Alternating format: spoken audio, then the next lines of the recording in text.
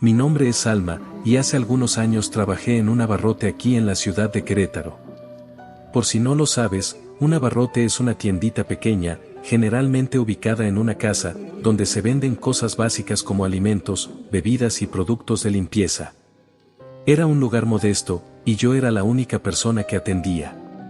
Trabajar ahí tenía sus cosas buenas y malas. Por un lado, la gente del barrio ya me conocía, así que había clientes amables que venían seguido. Pero también hay cosas que la mayoría de los clientes desconocen, como cuando encontrábamos ratas o cucarachas en el almacén. Aunque tratábamos de mantener todo limpio, las plagas eran inevitables. No era algo que los clientes supieran, claro, porque hacíamos todo lo posible por mantener el lugar impecable. Pero lo que más recuerdo de ese tiempo no son ni las ratas ni las largas horas sola, sino algo que me ocurrió a los pocos meses de empezar a trabajar en el abarrote. Fue una experiencia que hasta hoy me pone la piel de gallina. Todo comenzó una mañana tranquila, esas horas en las que casi no hay ventas porque la gente está ocupada trabajando o en la escuela. Fue entonces cuando llegó un cliente que llamó mi atención desde el primer momento. Era un hombre mayor, muy bien vestido, con un aspecto impecable. Siempre olía a un perfume amaderado, de esos que son caros y agradables. Él tenía una rutina muy peculiar. Cada vez que venía, por lo general una vez por semana, tomaba las mismas cosas. No voy a decir qué eran, prefiero mantenerlo en secreto, pero siempre eran exactamente las mismas. Se acercaba al mostrador, me miraba con una expresión tranquila y luego decía que había olvidado el dinero en casa. Me aseguraba que regresaría más tarde con dinero, pero nunca lo hacía, solamente dejaba los productos en el mostrador.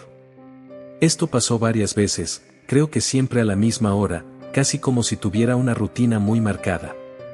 Siempre pensé que tal vez era una persona mayor con problemas de memoria o alguien que no estaba en sus plenas facultades. No me molestaba tanto porque las cosas que tomaba no eran caras y de igual manera nunca se llevaba nada, pero con el tiempo empezó a intrigarme.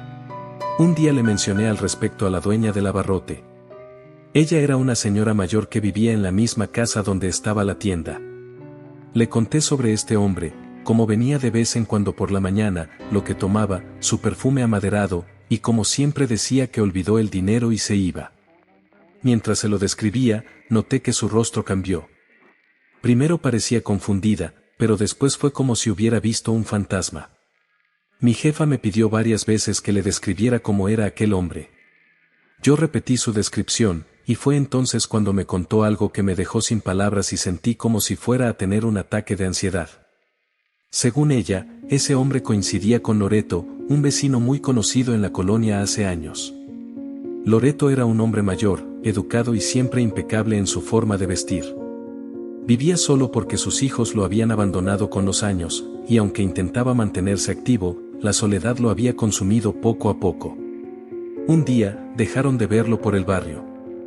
Pasaron semanas hasta que los vecinos se dieron cuenta de que algo no estaba bien. Fue entonces cuando notaron que de su casa salía un olor muy penetrante. Con ayuda de algunos vecinos lograron contactar a uno de sus hijos y le comentaron la situación. Él acudió a la casa de su padre y con las llaves que él traía pudieron entrar a la casa. Al entrar percibieron que el olor era muy penetrante y bastante intenso. Encontraron el cuerpo de Loreto en su recámara. Había muerto solo, y lo descubrieron por el olor que salía de su casa. Cuando la dueña me contó eso, sentí un frío recorrerme desde la nuca hasta los pies. Traté de pensar que era una coincidencia, que tal vez estaba confundida, pero había algo que no podía ignorar. Loreto había fallecido hacía varios años. Después de eso, cada vez que sonaba la puerta del abarrote, mi corazón daba un brinco. Temía girarme y encontrarme con él otra vez, como si fuera algo inevitable. No pude soportarlo por mucho tiempo. A los 2 días, le entregué las llaves a la dueña y renuncié. Hasta el día de hoy, no sé qué era lo que realmente ocurría. Prefiero no pensar demasiado en ello, pero cada vez que huelo un perfume amaderado, me es imposible no recordar ese abarrote y al hombre que nunca regresó por sus productos.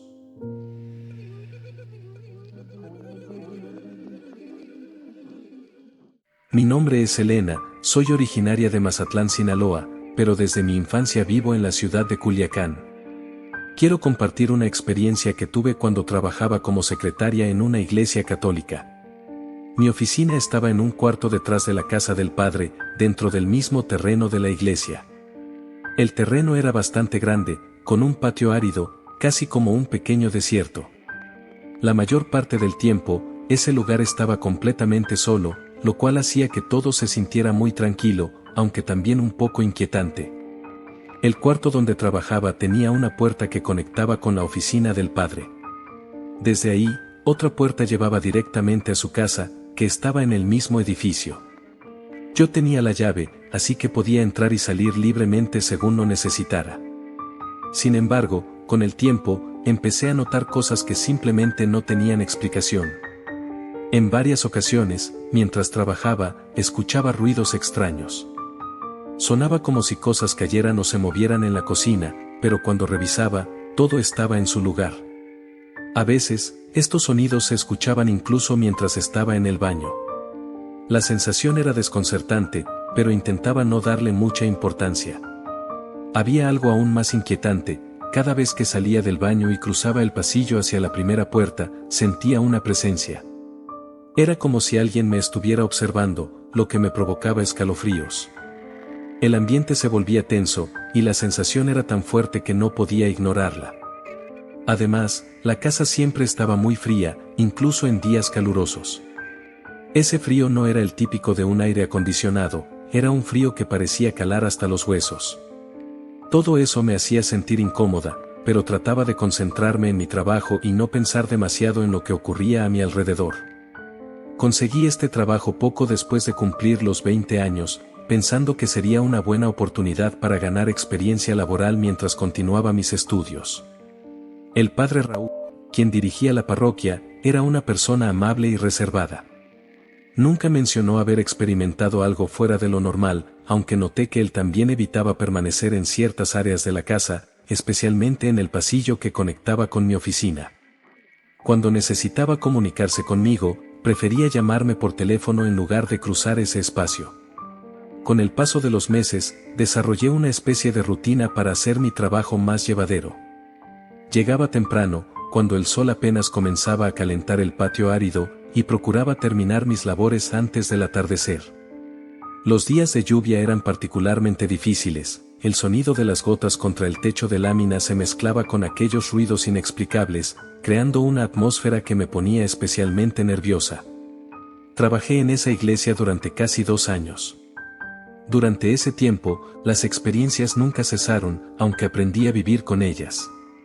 Algunos días eran más intensas, otros apenas perceptibles, pero siempre estaban presentes, como un recordatorio constante de que había algo más en ese lugar, algo que no podía ver ni entender. Finalmente, decidí buscar otro trabajo. No fue una decisión fácil, el padre había sido un buen jefe, y el trabajo en sí no era complicado. Pero la constante sensación de inquietud comenzó a afectar otros aspectos de mi vida. Mi concentración en los estudios disminuyó, y comencé a sentirme ansiosa incluso en mi propia casa. Mi último día en la iglesia fue particularmente memorable. La sensación de ser observada parecía más intensa que nunca, como si aquella presencia quisiera dejar una última impresión. El frío característico de la casa era más pronunciado, y los ruidos en la cocina más frecuentes. Recuerdo haber cerrado la puerta por última vez con una mezcla de alivio y aprensión. Aunque nunca vi nada fuera de lo normal, esa sensación de ser observada y los ruidos inexplicables quedaron grabados en mi memoria. Fue una experiencia que no he podido olvidar y que, hasta el día de hoy, me hace cuestionar lo que realmente pasaba en ese lugar. A veces, cuando paso frente a la iglesia camino a mi nuevo trabajo, miro hacia la ventana de mi antigua oficina y me pregunto si quien ocupa ahora mi lugar estará experimentando las mismas cosas que yo viví. Han pasado varios meses desde que dejé ese trabajo, y aunque ahora tengo un empleo más convencional en una oficina del centro, todavía pienso en aquellos días. No con miedo, sino con una especie de curiosidad cautelosa por lo desconocido. Hay cosas en este mundo que simplemente no podemos explicar, y tal vez no necesitamos hacerlo. A veces, solo debemos aceptar que existen misterios más allá de nuestra comprensión, especialmente en lugares tan antiguos y sagrados como una iglesia.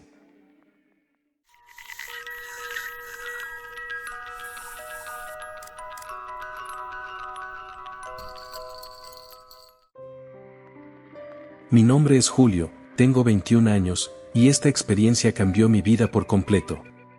Trabajo en una de las cadenas de cines más grandes y conocidas de México, esa que todos identifican por sus colores rojos, pero prefiero no decir nombres. Entré aquí buscando solventar mis estudios universitarios, sin imaginar que este empleo se convertiría en algo que marcaría mi vida para siempre. Todo comenzó de manera sutil, casi imperceptible.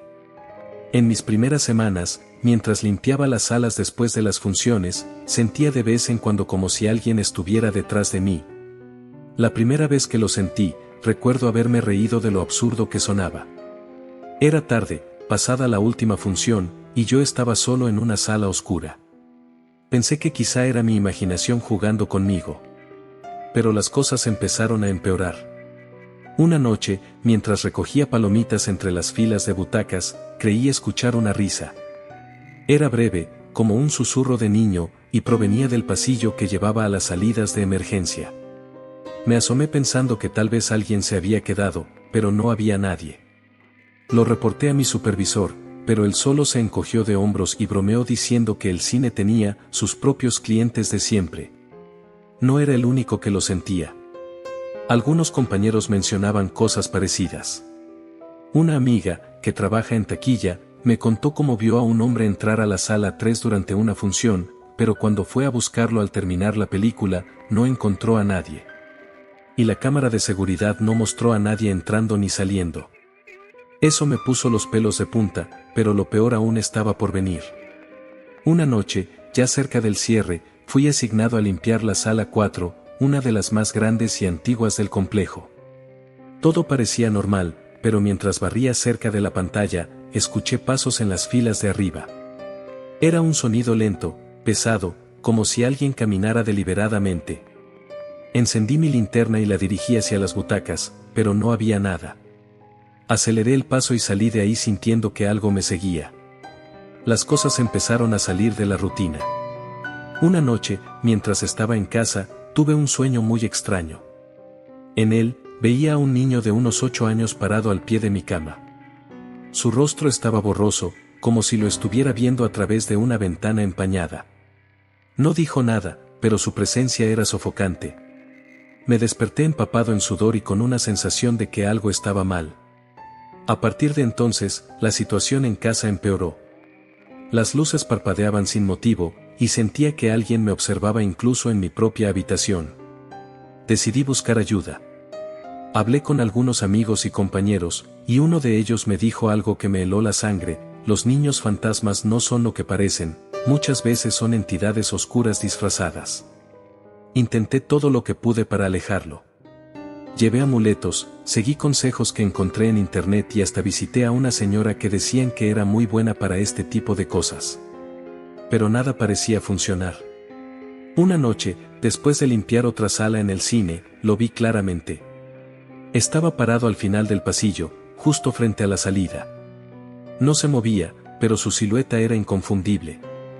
Era el mismo niño del sueño. Ese fue el punto de quiebre para mí. Decidí renunciar. Ya no podía trabajar ahí, mi salud mental y física estaban deteriorándose. Dejé el cine, pero, para mi desgracia, no dejé al niño atrás. Sigue apareciendo en mis sueños, y de vez en cuando, siento su presencia en casa. Por ahora, estoy haciendo todo lo posible para librarme de esto. Estoy buscando ayuda más seria, alguien que realmente sepa cómo tratar este tipo de cosas. Si algún día logro liberarme, regresaré para contarles cómo terminó todo. Pero mientras tanto, solo puedo decirles que tengan cuidado con lo que no pueden ver.